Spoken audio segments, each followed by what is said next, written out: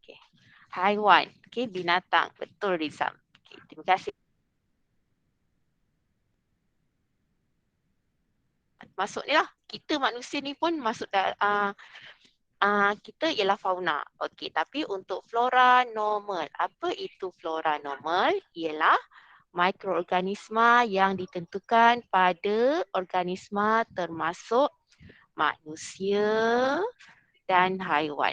Okey. Semua organisma yang kita jumpa, contoh macam kita jumpa COVID-19. Kita dapat detect COVID-19. COVID-19 tu ialah jenis apa? Bakteria ke virus? Okey. COVID-19 tu, ni sekarang tengah isu wabak ni kan. Sampai kita kena kelas online ni. COVID-19 tu, itu ialah virus ataupun bakteria. Itu virus ke bakteria? COVID-19 tu virus ke bakteria? Dia ada beza demam virus, demam disebabkan bakteria.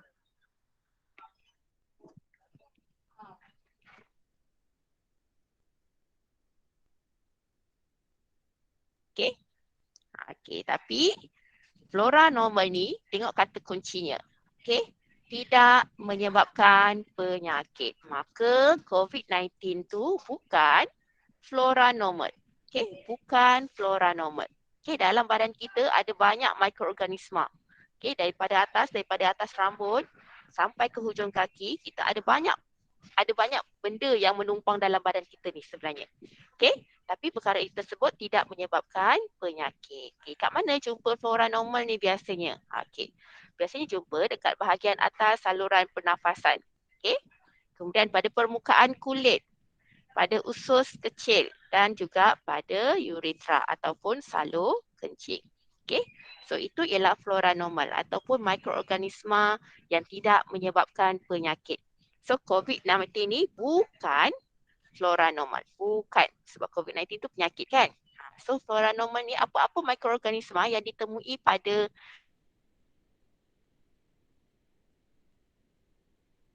penyakit, itu kita panggil sebagai flora normal. Okay, flora normal.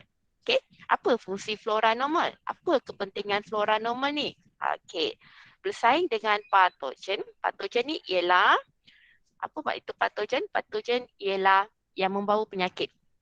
Okay, virus atau bakteria yang membawa penyakit. Itu ialah patogen. Okay, so flora normal yang ada dalam badan kita ni, ataupun orang panggil virus baik ataupun bakteria baik, bersaing dengan patogen. Dia berlawan dengan patogen. Patogen itu ialah yang membawa penyakit untuk dapatkan nutrien dan menghalang pembentukan koloni patogen. Okay, patogen ni ialah virus ataupun bakteria yang membawa penyakit.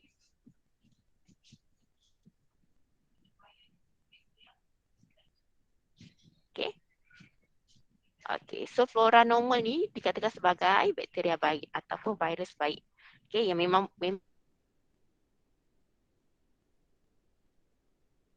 dengan patogen untuk dapatkan nutrien dan menghalang pembentukan koloni patogen supaya tak ada perumah. So virus atau bakteria yang membawa penyakit tu tak boleh nak buat rumah dalam badan kita. Okey. Apa yang dimasukkan sebagai flora normal? Kita terdiri daripada apa? Terdiri daripada bakteria yang mensintesiskan atau menghuraikan. Dia menguraikan vitamin B12 dan vitamin K. Okey. So ini yang memang ada dalam badan manusia. Manusia yang sihat, manusia yang sakit kurang sedikit flora normalnya. Tapi kalau manusia yang sihat, sempurna tubuh badan, sedalaman sihat, seluruh flora normal dia berfungsi dengan baik. So apa itu flora normal? Terdiri daripada bakteria yang mensintesiskan vitamin B12 dan vitamin K. Okey. Flora normal juga fungsinya ialah merangsang pertumbuhan tisu badan. Sebab tu kat permukaan kulit ni, permukaan kulit kita biasa ada sel-sel mati kan. Adakah lepas sel mati tu hilang tiba-tiba terus dia tak ada kulit?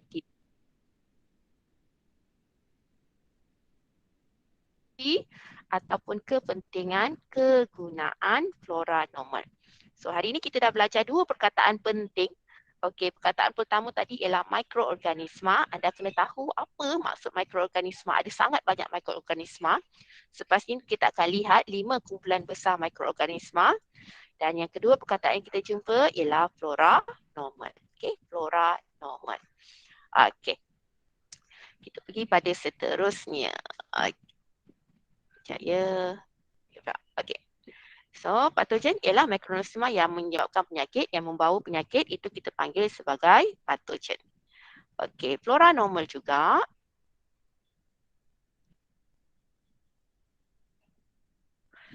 Okey, merangsang pembentukan antibodi. Sebenarnya badan kita memang ada antibodi yang semula jadi. Okey, maksudnya kalau ada sakit, badan kita sebenarnya membina antibodi sendiri. Okey. Okey, so patogen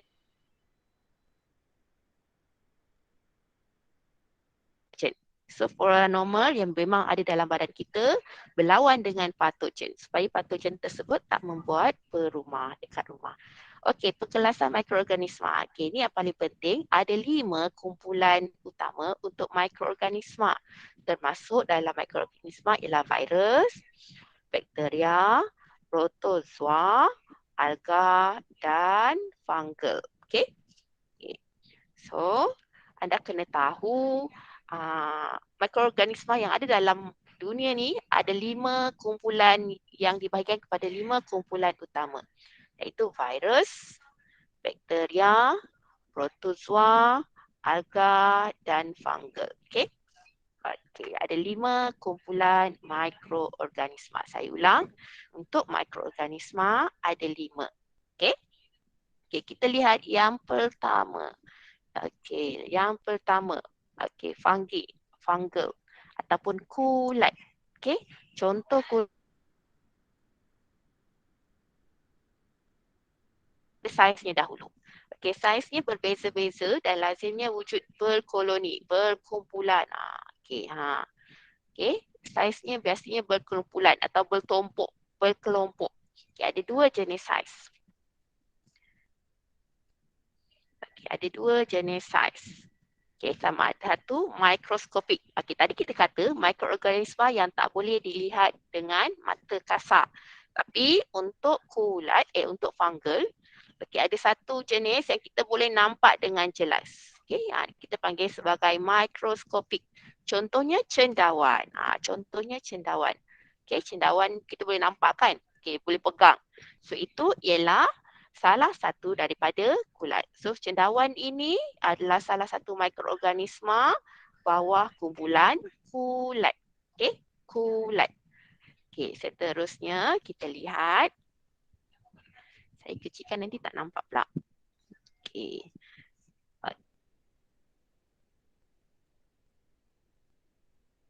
Apa juga sebenarnya. Okey, kita panggil sebagai mikroskopik. Biasa dekat roti. Okey, dekat roti yang dah expired tu, awak simpan lama-lama, tiba-tiba ada tumpuk-tumpuk ni. So nak lihat dengan jelas, okey, ni bila dah dibesarkan. So bila dah dibesarkan gambarnya, ni gambarnya. Okey, so ini juga termasuk dalam kumpulan kulat atau fungi. Okey. Okey, so untuk kulat ada 2 jenis, 2 saiz, satu yang besar yang kita boleh lihat dengan mata kasar, contohnya cendawan.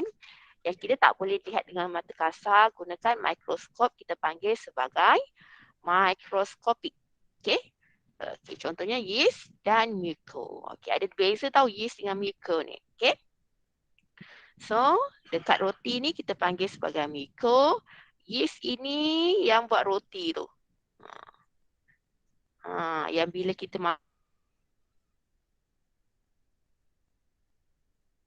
letak, tu yeast lah.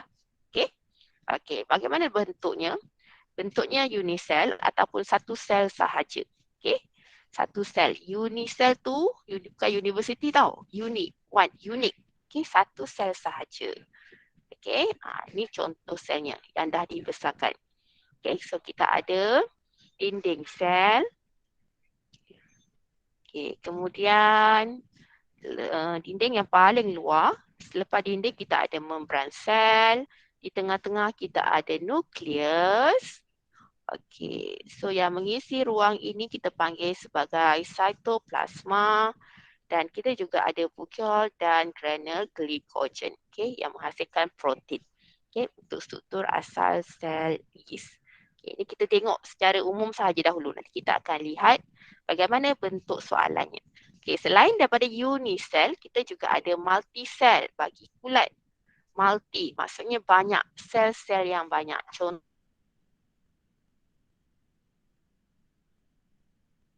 yang kita nampak tu macam pokok toge, contoh. Okey, macam. Okey. So untuk muko, okey, dia ada spora berbunga. Okey, maksud ini pada permukaan roti yang besar tu. Okey, so dia ada spora.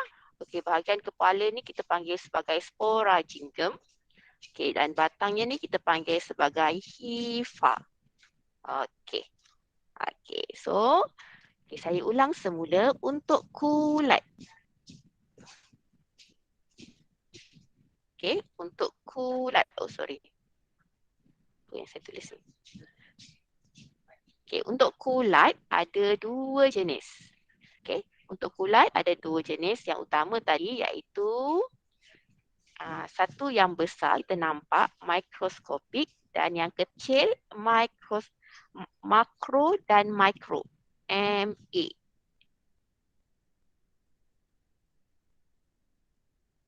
Boleh dilihat dengan mata kasar iaitu cendawan. Mikro yang tak boleh dilihat dengan mata kasar iaitu contohnya muko ataupun yeast. Okey? Okey, kita tengok pula dalam buku teks. So ni paparan buku teks.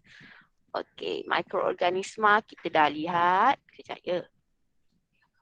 Okey, mikroorganisma kita dah lihat. Kita dah selesai pada mikroorganisma. Okey, mikroorganisma kita dah lihat. Okey, so untuk ni adalah pengetahuan umum sahaja. Bilangan sel badan dalam badan manusia 3/10 kuasa 13. Okey, so ini sekadar pengetahuan umum. Okey, saya berhenti pada kulat tadi. Saya berhenti pada kulat sahaja, kemudian kita akan ulang semula. So apa yang kita belajar hari ini ialah pertama, okey, mikroorganisma maksudnya, okey, ini awak kena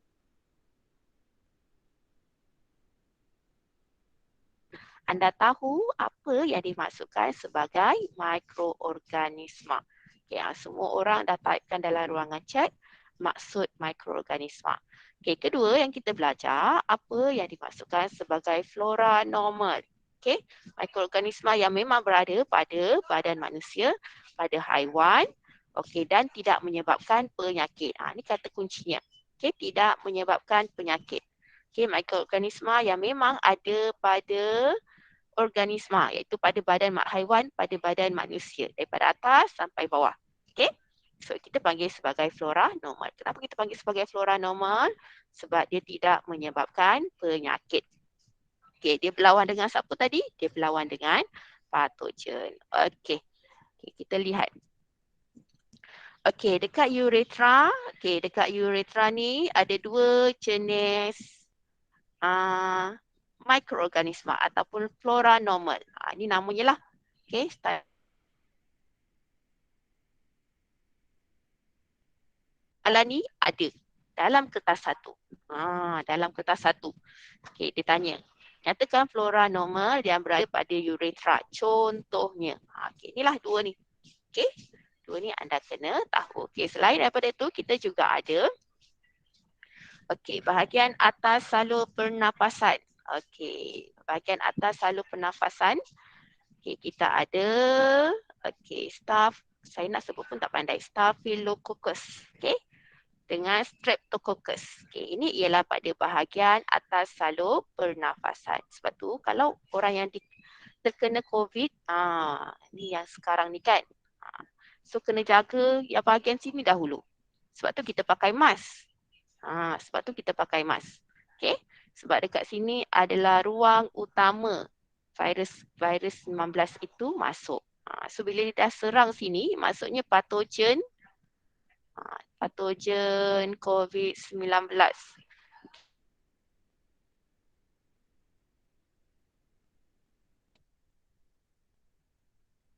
Sebab tu bila dah sakit tekak tu, terus cari ubat. Terus untuk tingkatkan imun badan maksudnya. Okey, supaya tak terus masuk pada saluran pernafasan. So bila dia dah serang sampai saluran pernafasan, maka dia akan boleh memasuki badan manusia. Sebab tu sekarang kita pakai mask. Bukan suka-suka nak pakai mask. Kenapa tak pakai sarung tangan? Kenapa kena pakai mask? Sebab kita punya ruang pernafasan. Saluran pernafasan utama itu di hidung dengan mulut. Sebab tu kita pakai mask. Sebab tu kita pakai mask tutup hidung dan juga tutup mulut. Tak adalah orang pakai tutup mulut je ataupun tutup hidung je. Tak. Okay. So kita kena lindungi kedua-duanya. Supaya apa? Supaya virus tu tak masuk. So bila dia masuk, dia akan, inilah adilnya game ni. Sama ada patogen COVID-19 melawan flora normal yang ada pada bahagian atas saluran pernafasan. Apa nama flora normal yang berada pada atas bahagian pernafasan?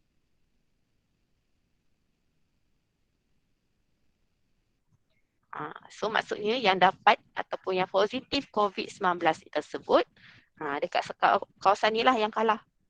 Sini kalah dah. Okay, pada bahagian atas salur pernafasan. Okay, nama-nama ni awak kena hafal lah. Okay. Kemudian pada permukaan kulit pun kita ada. Okay, kita ada yang sama. Staphylococcus ni pada bahagian atas pernafasan dengan pada kulit. Kalau Corynebacterium ni pada urethra tadi dengan pada kulit. Okey, dan juga Streptococcus pada bahagian atas salur pernafasan dengan pada usus kecil. Okey, dalam usus kecil juga ada Lactobacillus. Ni yang biasa kalau iklan Vitagen, iklan yogurt, ni nama ni bakteria baik gunanya. Ni kita panggil sebagai bakteria baik. Bakteria baik itu ialah flora normal. Inilah bakteria baik. Apa itu bakteria baik? Bakteria yang tidak membawa penyakit. Maksudnya yang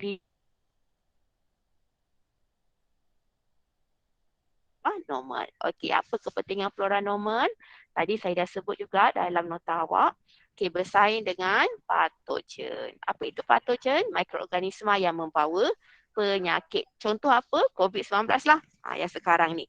Okey, supaya kita tak nak dia berada dalam badan kita. So dia berlawan. Dan kat mana asalnya? Daripada atas lah. Daripada saluran pernafasan.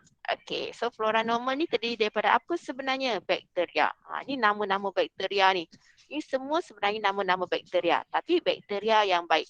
Yang mycetosis, bakteri B12 dan juga vitamin K. Okey, selain itu flora normal merangsang pertumbuhan tisu badan dan juga merangsang pembentukan antibodi. Okay, itu flora normal. So, saya tekankan sekali lagi untuk mikroorganisma dan juga flora normal. Dua ni awak kena faham betul-betul sebelum kita pergi kepada mikroorganisma yang seterusnya. Okey, mikroorganisma ada 5 kumpulan. So, hari ini saya sentuh satu sahaja dahulu pada fungi ataupun kulat. Okey, pada kulat. Okey. So kulat ni ada 3 jenis yang utama. Okey, ni. Ni memang 3 je. Kalau soalan tanya, cendawan termasuk dalam kumpulan mikroorganisma yang mana? So ada 2 jawapan, sama ada taipkan fungi ataupun taipkan kulat. Okey. Okey, cendawan termasuk dalam fungi. Okey, yeast juga. Yeast dan juga muco. Okey, ni 3 lah. So 1, 2, 3. Contoh. Ini ialah contoh. Contoh bagi mikroorganisma. Contoh. Okey. Contoh bagi mikroorganisma kulat. Okey. Yang boleh nampak dengan mata kasar, cendawan. Cendawan ini ialah makro. Okey, cendawan. Yang tak boleh lihat dengan mata kasar, kena guna mikroskop. Okey, mikro. Okey. Lihat dengan mata kasar. Yang kita nampak tu sebenarnya cuma tompok-tompok sahaja. Tapi kena gunakan mikroskop untuk lihat struktur yang sebenar. So dia ada hepa, kemudian dia ada sporangium. So inilah struktur untuk muka. Okey. So ada 2 jenis bentuk bagi kulat atau fungi, iaitu bentuk unisel dan juga bentuk multisel. Kalau yeast, itu ialah bentuk unisel, satu sel. Kalau multisel, contoh macam mucor yang banyak. So itu ialah multisel. Okay. Okay, apa lagi berkaitan dengan kulat? Okey, nutrisi. Okey, mengapa sel fungi tak dapat menghasilkan makanan sendiri? Dia mesti menepik dekat mana-mana. Okey, dia mesti ada perumah. Okey, kulat cendawan biasa dekat mana? Tunggul kayu. Okey, kalau mucor dekat permukaan roti yang dah luput taring. Itu saprofit memperolehi nutrien daripada organisma yang telah mati atau rebut. Ini kata kuncinya. Maksud saprofit memperolehi nutrien daripada organisma yang telah mati dan rebut. Okey. Okey, setengah fungi pula ialah parasit. Parasit contohnya apa? Cendawan. Itu yang duduk. Okey. Okey, kat mana ataupun di mana kedudukan habitat bagi kulat atau fungi ni? Okey, so fungi biasanya hidup di tempat yang mempunyai bahan rebut yang banyak. Okey, bahan rebut, bahan mati, haiwan mati ataupun kulit haiwan. Ni dia menumpang di sini. Okey, dia juga akan hidup di kawasan yang gelap dan lembap. Okey, kawasan gelap dan lembap. Okey, bagaimana dia membiak? Bagaimana dia membiak? Dia membiak secara aseks. Maksudnya tak perlukan jantina, tak perlu pasangan. Dia membiak sendiri, iaitu yeast, kemudian dia membiak. Dia bertunas dan menghasilkan yeast yang lain. Okay, itu ialah secara aseks. Okay. Okey, kalau mucor pula berbunga. Ni, sporangium ni, okey, dia pembentukan spora. Bunga tu spora lah. Okey. So sebab tu kalau roti tu kalau kelompok sini saja ada kulat contohnya. Sebab ni ada penyebaran atau spora tersebut. So ini masih lagi aseks. Maksudnya tak perlukan pasangan. Okey, dia boleh membiak secara sendiri. Okey. Okay, apa itu spora? Sel mikroskopik yang dibebaskan oleh sporangium. Okay, spora ni sangat halus dan ringan. Okay, dia bunga lah. Spora tu dia bunga. Dibawa oleh angin ke persekitaran yang sesuai dan tak perlukan persenyawaan. Okay, maksudnya dia membiak secara sendiri. Okay, tapi dalam proses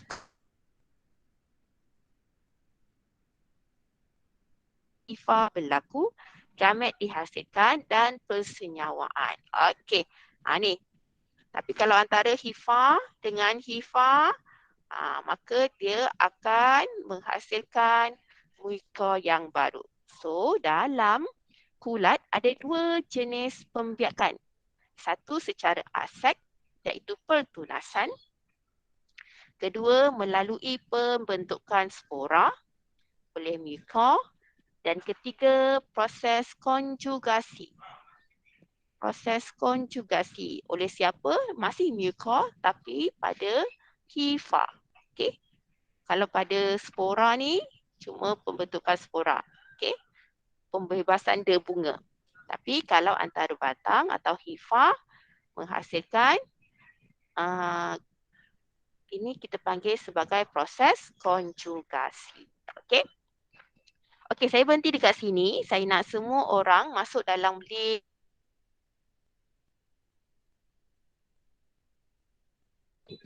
Okey, masuk dalam room masing-masing.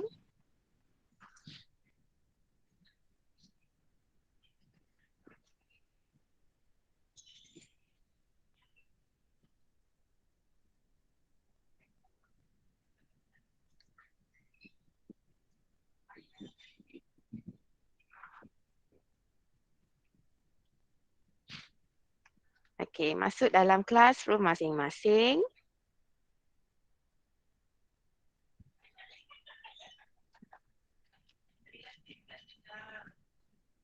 Okey, masih lagi grup yang sama dan saya dah berikan satu assignment dekat situ berkaitan apa yang kita belajar hari ini. Okey, so hari ini walaupun dalam Google Meet ni saya boleh ambil kehadiran secara automatik saya tetap nak anda isi link kehadiran. Sekejap saya share link kehadiran. Sekejap ya, saya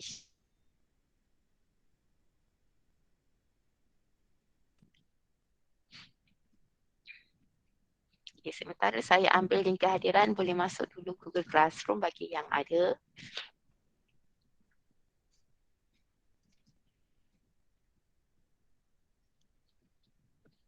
Adik anda boleh isi kehadiran ke? Boleh isi tak kehadiran? Dalam grup pun saya ada share.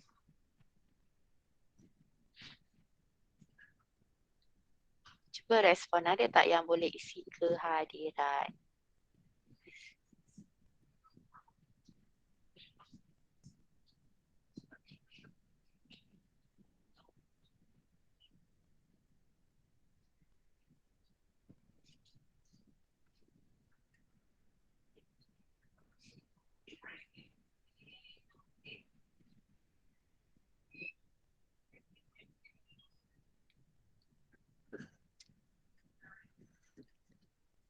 Tak boleh. Kenapa tak boleh Anissa? Sebab apa?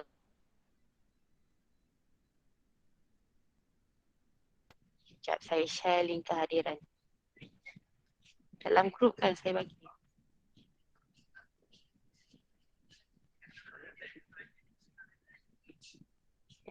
Saya share link kehadiran.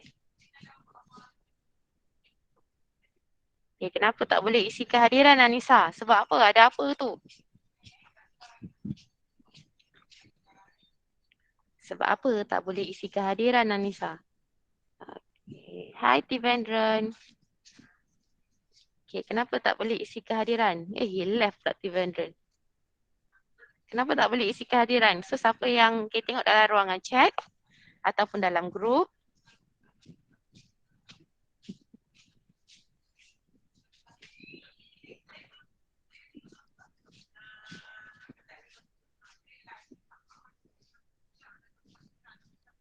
okay, cuba klik link, klik kehadiran.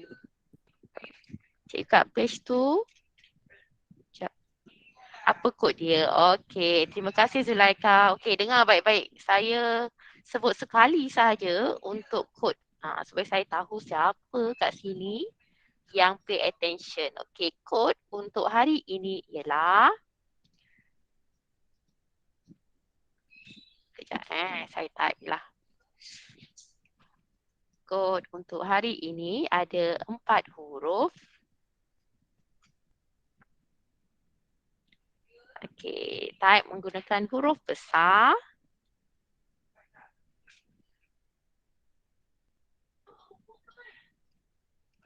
Okey. So ini adalah kod untuk hari ini. Okey. Kod untuk hari ini saya dah tuliskan dalam okey, saya highlight lah. Okey, ni kod untuk hari.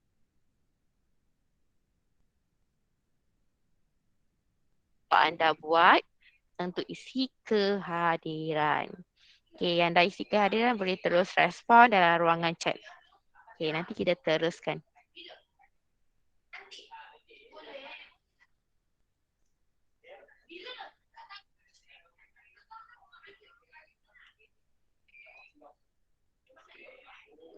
Okey. So, apa yang kita belajar hari ini? Hari ini kita belajar tentang maksud mikroorganisma. Kita belajar tentang flora normal dan kita belajar satu daripada 5 kumpulan mikroorganisma. Okey.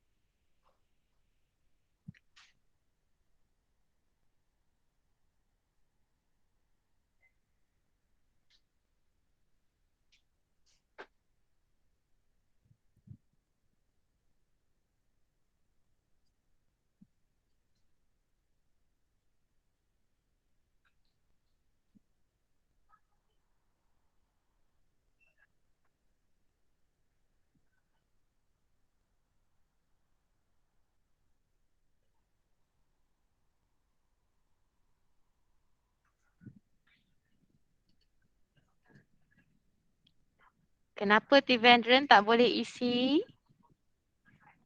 Yang lain dah boleh isi. Kod saya dah berikan. So kena tengok balik. Okay.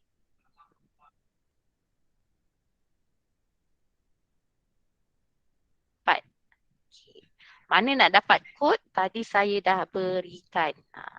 Yang lain jangan share dalam grup underground pula. Biar je. So, kita tahu sebenarnya kat sini siapa yang betul-betul pay attention, siapa yang buka tapi tidur je. Okay. Okay. Dah selesai isi.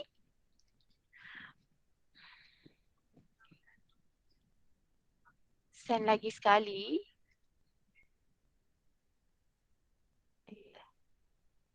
Kenapa Trivandrum?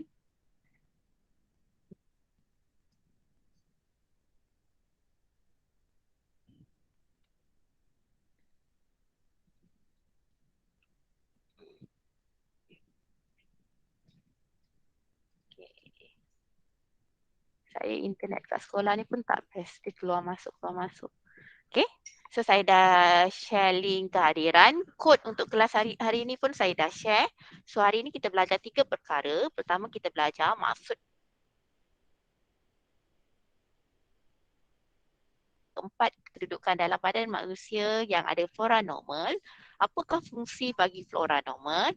Dan kita juga dah ceritakan tentang satu daripada 5 kumpulan mikroorganisma. So hari ini kita cerita tentang kulat ataupun fungi. Okay.